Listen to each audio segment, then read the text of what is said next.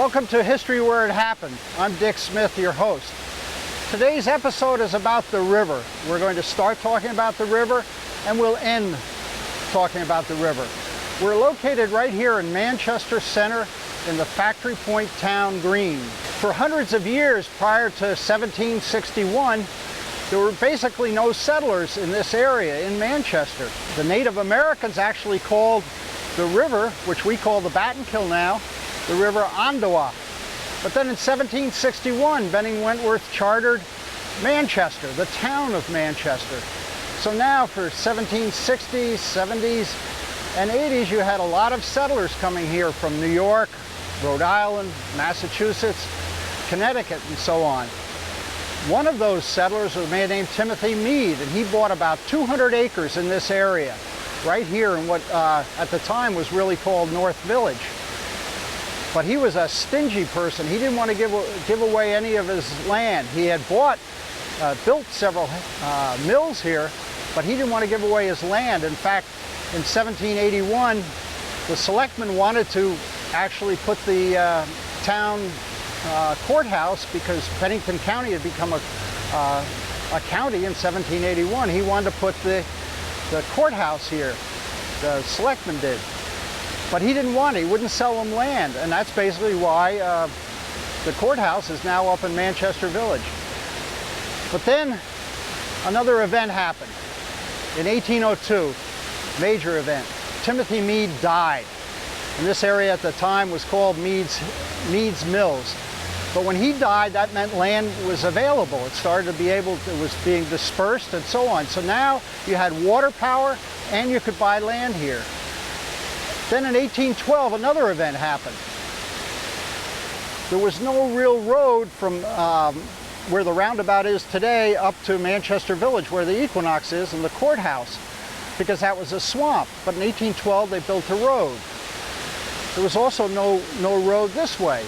From Peru down to where the roundabout is today, they built the start of the Peru Turnpike.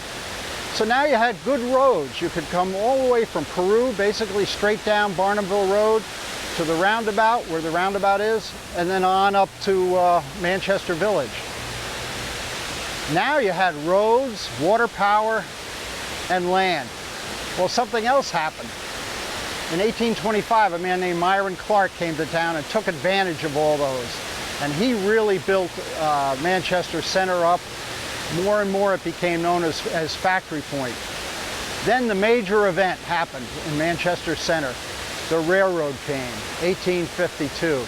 Now you had everything. You had water power, roads, land available, and a train to take your products to market. And a lot of those products were the marble products from the Dorset quarries. So this area really thrived in the late 1800s. But another thing happened with the train. The train also was bringing people who wanted to visit the hotels in Manchester Village, the Equinox. So you had a lot of people who were saying, hey, this Factory Point name has to be changed.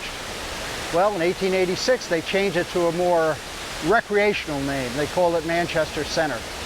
But that development now went on, and this area thrived until the early 1900s. But then in the early 1900s, the Dorset quarries started to go down.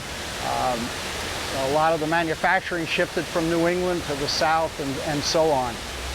I'd like to now show you, or point out, some of the buildings that really gave this area, Factory Point, its reputation in the 1800s and gave it its charm. Some of the buildings are here. Some of them have been torn down. But I'll just start where the American flag is on the other side of the roundabout. The roundabout is actually over the marble bridge, which was put in 1912. But where that flag is was a hosiery mill, spinning and weaving and so on. And that was there were several other here in Factory Point. Next to it, behind the green building, as you can see in this photograph of the marble bridge, was the firehouse. You can see the distinctive hose tower. To the right is the very well-known, famous, everybody here in Manchester Center, is the Northshire Bookstore. The Northshire Bookstore was actually the Coburn House, which was built in 1872. But prior to that, Timothy Mead's house was actually on that property. Then his son, Martin Mead, built the first tavern here. Now if we move up a little on Main Street, the Baptist Church is kind of significant, and all the bricks there were brought in from Bennington, and it was built in 1833. Then across the street, down a ways, is Heinel's, and Heinel's is on this side, the river side of Main Street. Heinel's is the oldest continuously operated business in that area. I think it was 1879. Coming this way, the next building, of course, is the Gem, the Factory Point building. That was originally built in 1815 as Estabrook Opera House. In fact, it was more than an opera house, it was a hotel. They actually put in a roller skating rink in the top floor. But then it burnt down in 1893, I believe. Then in 1896 it was finished, and it really became the Factory Point Bank building for many, many, many years, because the Factory Point Bank had been chartered in 1833. Now it's owned by the Drunzik family, and they're turning it into a multi-purpose building, and they should do a good job if we've seen what everything else they do. Now, behind the grist mill is the Combination Cash building. It's now Mountain Goat. Mountain Goat was built by Myron Clark. You can tell the Mountain Goat building by its age and so on by the very distinctive overhang. That was used with a pulley system to take things to the second floor. And even now, if you look closely, there are some initials on the entrance door with CC included, and that's Combination Cash. And of course, the pride and joy here is the grist mill. The grist mill was rebuilt by Myron Clark in 1840. I think it goes back even beyond that when Timothy Mead owned it. I don't know how much restoration was done, but that's our pride and joy. Then in the late 1800s, that section to the right was actually an electric plant, and you can see it right on the maps, the Sanborn fire maps, that it was an electric plant. So you had a mill next to the electric plant. I don't think it operated that long, if I'm reading these maps right, but it's a wonderful scene here. But now I'd like to take you down to the center of the Factory Point Town Green and show you two other buildings that may be of interest to you.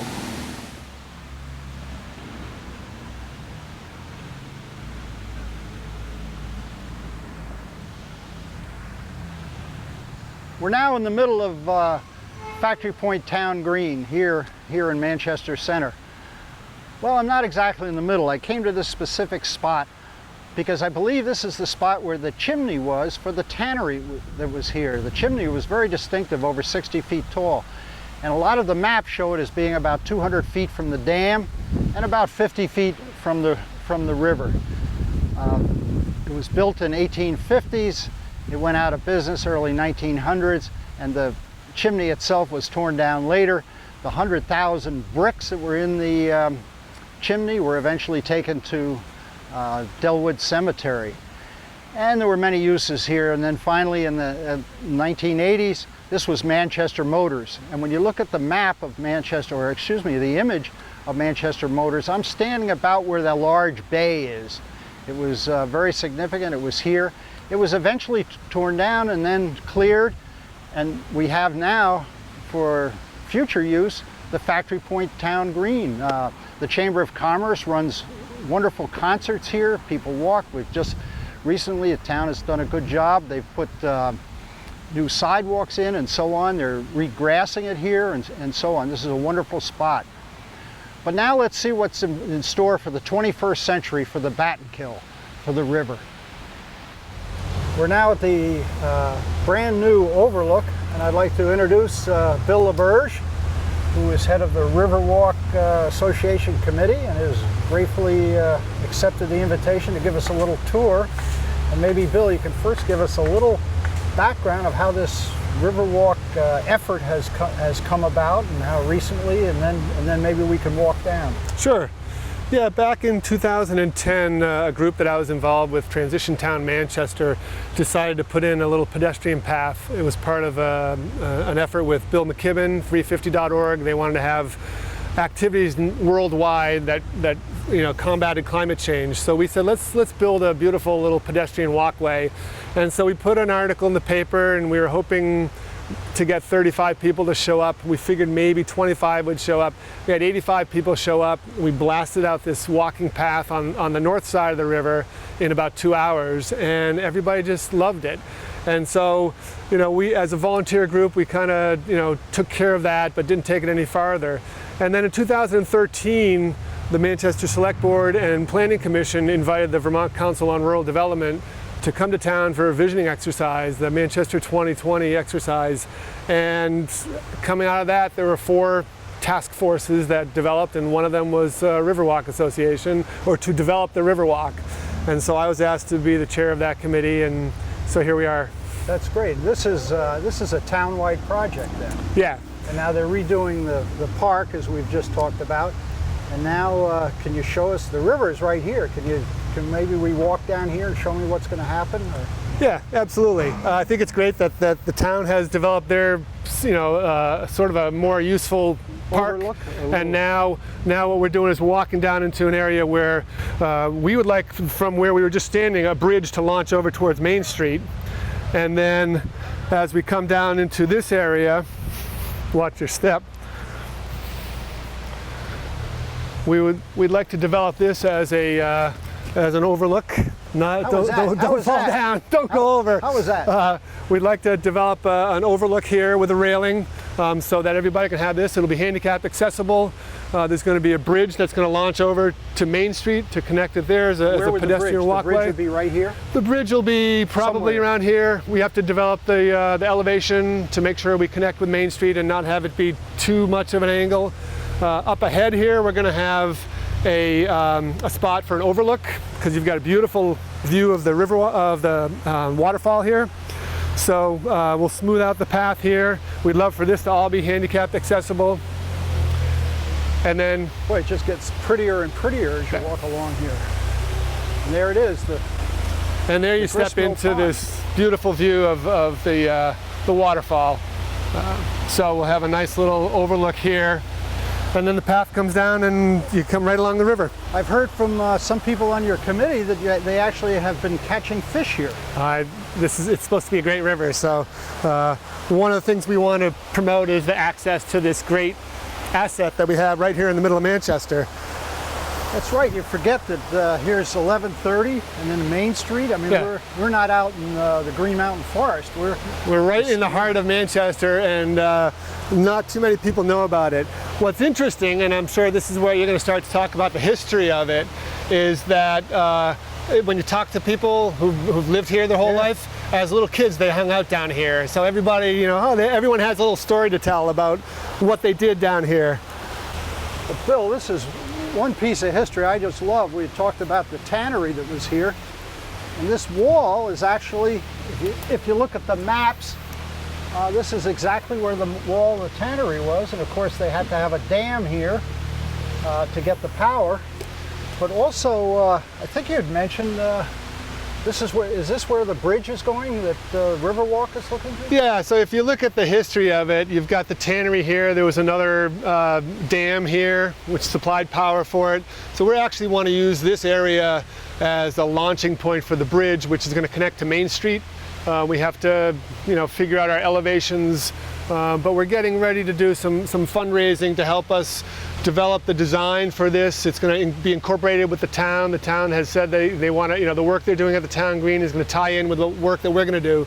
So we'll be launching a bridge. It'll basically go from here over to Main Street. And then you will have access coming down to where we are now. And that's right. I forgot that there's a gap on Main Street between what is now the Drunsick right, the Factory Point building and the Berkshire Bank. And the Berkshire Bank. There's a nice little park right there. So we'll be able to access Main Street. To be able to go from Main Street and wander your way down to the new shopping plaza. That's the type of thing we're looking at. We're also looking at developing an amphitheater and some places along the river where you can sit and play music or listen to music. I just add a comment. Bridges are not cheap. Yes, well, we this will. Is a major. It must be the major. You know, you can have signage and everything, but this is an expense. Yeah, we're in fundraiser mode, and you know, there's some opportunities for people to help us build some of these bridges. We've had one developer in town step forward who wants to help us develop the amphitheater.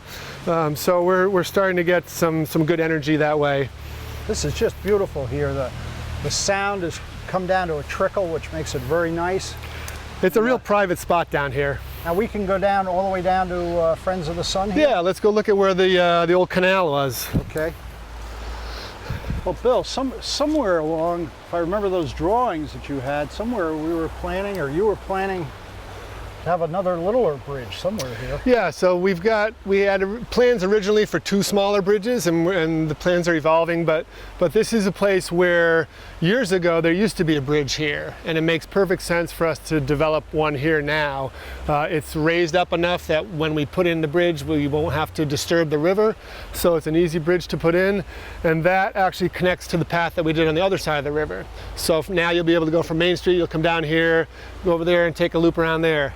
So it's a nice little path over there as well. So this is a perfect spot for a bridge. That almost looks like the original abutment. Yeah, it was. Now I know. And then up ahead, you'll see where the canal was.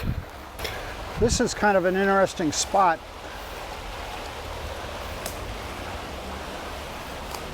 Let's see.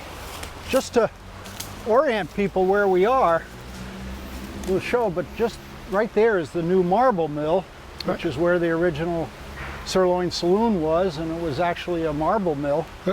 And then what do we have here, Bill? Yeah, this is the old canal wall. I mean, this fed right into the marble mill. I mean, there was the mill. So you had a series of, you know, bridges, canals, that really people were working the waterway, you know. Well, we have a map, and this is where the canal went through the original marble mill. And there was also another dam, a very low dam. When they evaluated or were looking at the roundabout, they did a geological or some survey here, and we have a map, and it shows exactly where that little low dam was, and it stopped the Battenkill and diverted it through the marble mill. Yeah, it was really a working river. I mean, this whole area was a real working area for the town. Now it's recreation.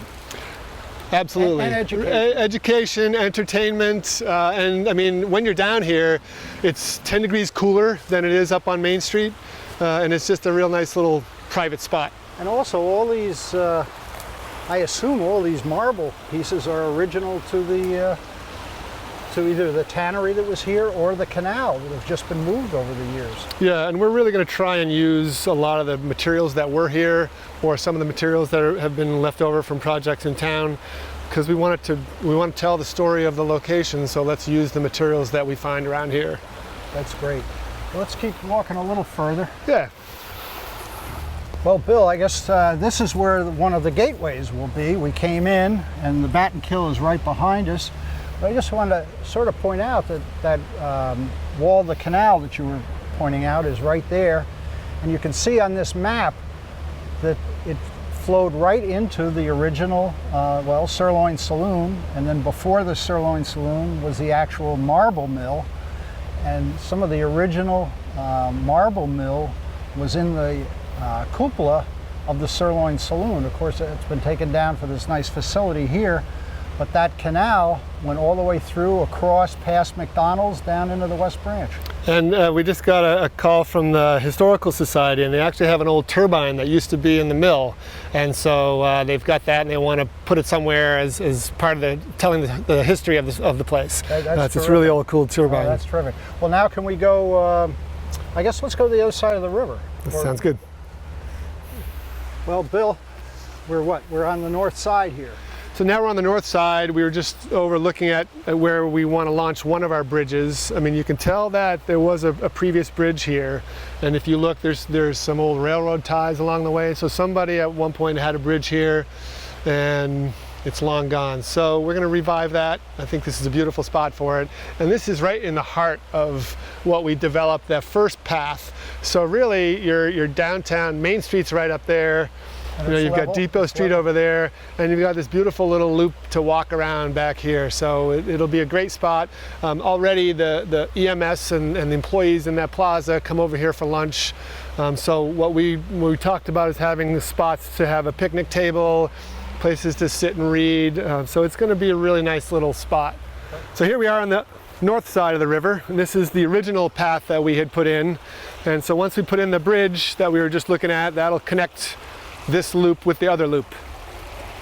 So we're coming out now right towards what? Behind the bowling alley here. So this entrance to the path is behind where the old bowling alley used to be, or still is. And what we're hoping to do here is we want to have the path come out here. There'll be a gateway here.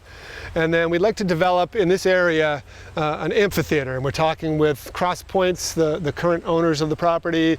Ben Hauben wants to help develop this amphitheater. So we've got, local, a bunch of different people locally who want to participate and turn this into something really special. That's a great location. It's the one place that there isn't a steep bank, and you've got the river right here. And if the amphitheater is coming this way, you still can't see any of the buildings at all. And you've got some natural protection from the trees here, so it's not going to be a huge space. It'll be big enough to do, Shakespeare in the Park or something like that. So it should be a nice little venue, and we'll connect. We had another bridge somewhere along here. We have to figure out how we can tie that in, because really what we'd like to do is be able to take a loop. You'll have a boardwalk behind Friends of the Sun. Right. You'll meander over here. For musical performances, you can come here.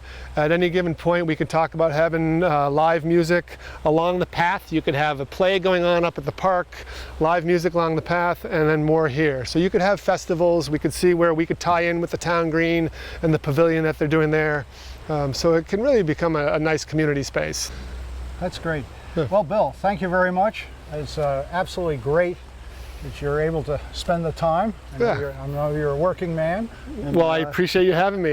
And that is great. I wish you luck with the Riverwalk. You have my support, and I hope that the town is already supporting. I mean, not financially, but they will support. And anyone wants to donate money, please.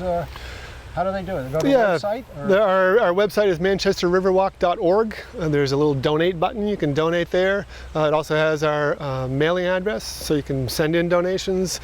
We've been getting a lot of groups that want to donate. The volunteers. The Berkshire Bank has offered, their volunteer day. BBA. We have, students who are doing community service. We get volunteers. So what we're really trying to do is, as we do our fundraising, there's also opportunities where we can use local services as well. There's a donate page on manchesterriverwalk.org, and we'd love to have everybody's support. Well, that's great. I hope everyone enjoyed this episode, and we'll see you next time.